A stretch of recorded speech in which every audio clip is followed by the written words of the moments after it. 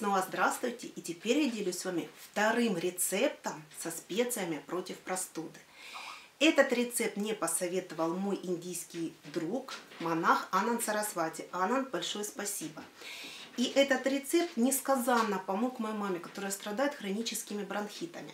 Но я также стала применять этот рецепт, потому что очень часто страдаю проблемами с горлом. Это ангины, это танзелиты, это фарингиты, ну, в общем, ларингиты. В общем, весь перечень тех болячек, которые можно придумать с горлом, я, в принципе, потихонечку прохожу.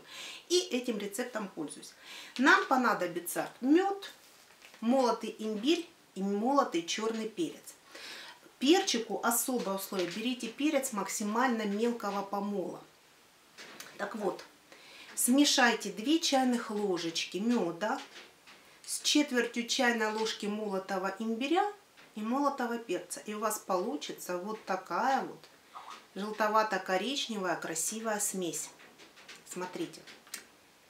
И теперь особенности применения. За счет того, что имбирь и черный перец разгоняют нашу кровь, когда мы будем рассасывать вот такой вот мед со специями, у нас будет хорошо согреваться наше горлышко.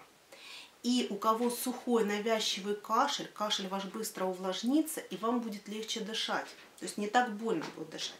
Теперь смотрите, есть особенность в применении.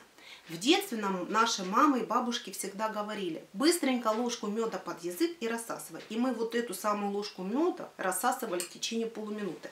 С перцем это дело не пройдет, иначе вы можете вплоть до того, что прослезиться. Вам нужно на самом деле рассосать ложечку меда, но где-то в течение 3-4 минут.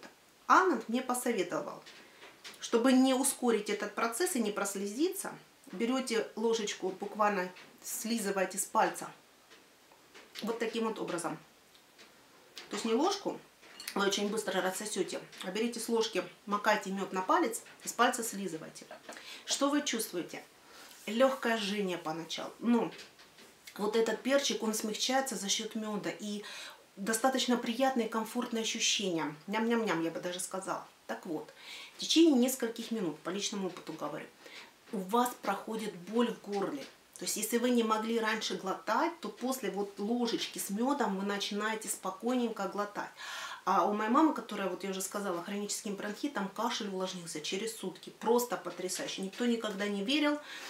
И просто замечательно. Тех, у кого кашель, поверьте мне, на ночь вот ложечку рассосете, вы хотя бы полночи будете спать спокойно.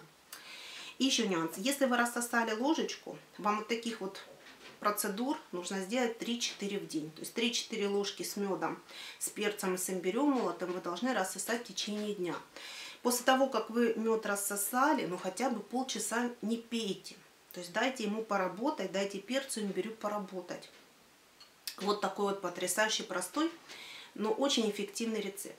Как педиатр скажу, я его рекомендую деткам школьного возраста, ну, начиная где-то с 7-летнего возраста. Единственное, что ложу перчика чуть меньше. То есть, если четвертушка чайной ложки, то там на самом кончике.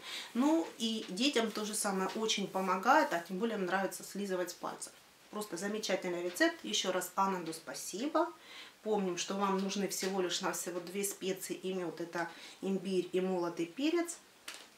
У вас всегда будет средство от боли в горле и от кашля. Вот такой вот рецепт.